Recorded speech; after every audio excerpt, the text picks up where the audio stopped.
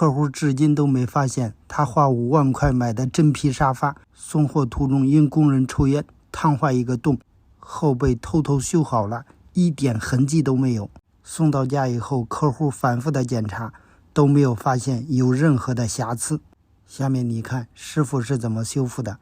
他在这个上边做了一个补丁，然后用这种胶给它粘牢固了，再打磨平整，接着用这个座椅修复膏，它是软性的，所以抹平以后晾干，晾干以后呢再给它打磨，把它打磨的特别光滑以后，和原来的座椅一样光滑以后，在上面画这个方格，